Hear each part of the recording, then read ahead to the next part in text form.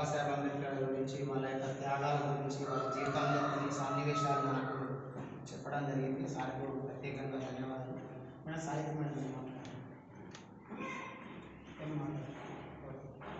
ఇప్పుడు ఈ సందర్భాన్ని ఉద్దేశించి అన్ని ఈ సందర్భాన్ని ఉద్దేశించి జానకిరామ్ సారు తన యొక్క సందేశం ఇస్తారు.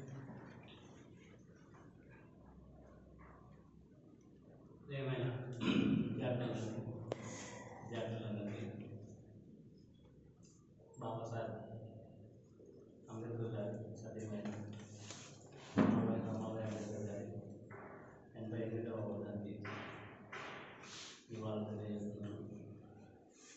నిజానికి భవిష్యత్తులో కూడా ఒక ఉన్నత స్థానానికి వెళ్ళాలని ఇప్పుడు మీ మైండ్ లోపలికి ఏ విషయాలైతే వెళ్తున్నాయో వాటిని మీరు ఎదుగుతున్న క్రమంలో గుర్తుంచుకొని ఒక సిద్ధాంతపరంగా ఒక విద్యాపరంగా ముందుకు వెళ్ళాలని, ఆ సిద్ధాంతాన్ని మిమ్మల్ని సరైన దారిలో ఉండేలా చేస్తుందని నమ్ముతున్నాను. నిజానికి కూడా శాస్త్రీయ విజ్ఞానానికి మూఢత్వానికి రాబోతున్నా ఏదైతే నువ్వు చూసి నమ్మి నిజంగా నమ్ముతావు దాన్ని దేవుడిని గుర్తుంచుకొని సామాన్యంగా నిర్దేశించాలి. సాధారణంగా మనం అందరం సీరియల్ కానీ సినిమాలు కానీ అందరం చూస్తున్నాం. సాధారణంగా బయటకు వచ్చిన తర్వాత యాక్టర్స్ కానీ యాక్టర్స్ కానీ హీరోయిన్ బాగా చేసింది లేకపోతే హీరో బాగా చేసింది అంటున్నాం. కానీ అది చేసేటువంటి విధానంలో బ్యాక్ బోన్ వెనుక తెర వెనుక ఎంతోమంది శ్రమ ఉంటుంది. డైరెక్టర్ దగ్గర కావచ్చు, నిర్మాత దగ్గర కావచ్చు, డాన్సర్ దగ్గర కావచ్చు, కళాకారుల దగ్గర కావచ్చు, స్కూల్ దగ్గర కావచ్చు కదా.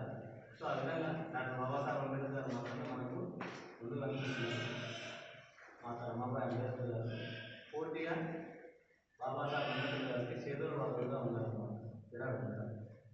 సో కాబట్టి పురాతన కాలంలో కూడా బ్రిటిష్ వాళ్ళకి కూడా ఆడపిల్లలు చదువుకునే అవకాశం లేకుంటుంది.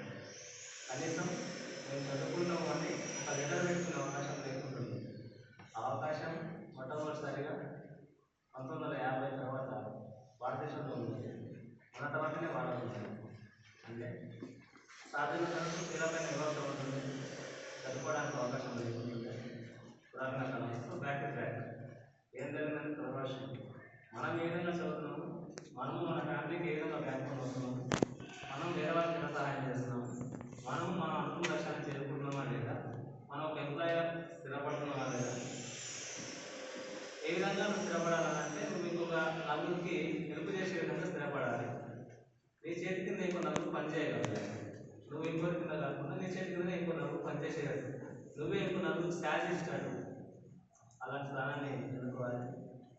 రమాబాయి అంబేద్కర్ గారు తప్పకుండా గుర్తుంచుకోవాల్సిన అవసరం ఉంది. చాలామంది ఇవాళ అనిపించినప్పుడు నవ్వుతున్నట్టు నవ్వుతారు. అది మనం ఉన్నటువంటి గొప్ప గౌరవం. దానికి వచ్చి ఒక పువ్వు కాడ పెట్టి 2 చేతులకి దండం పెడితే అది మనము వాళ్ళకి ఇస్తున్నటువంటి ఒక చిన్న గుర్తింపు అనమాట. మనం కుర్చీలో కూర్చున్నాం, కుర్చీ తెచ్చిన మర్చిపోతే ఎట్లా మర్చిపోకూడదు కదా. సో అట్లా ప్రతి ఒక్కరం కూడా ఒక స్థానాన్ని కోరుతున్నామని అంటే మనం ఉన్నటువంటి మహానుభావులు మనకు అందించినటువంటి పోరాటం ద్వారా అందించినటువంటి వాళ్ళ అవమానాలు పడవచ్చు, లేకుంటే కష్టపడవచ్చు, లేకుంటే తినకపోవచ్చు. అది మొత్తం కూడా జాతి కోసం, వాళ్ళ పొద్దు కోసం కాదు, జాతి కోసం పోరాటం కాబట్టి వాటిని దృష్టిలో పెట్టుకొని ఇంకో 4 రోజులు పోతే నేను కాకుండా మా స్థాయికి మీరు రావాలి, మీరు చేయగలగాలి. సో ఆ విధంగా మీరు స్ఫూర్తి పొందాలని ప్రతి ఒక్కరిని కోరుకుంటున్నాను.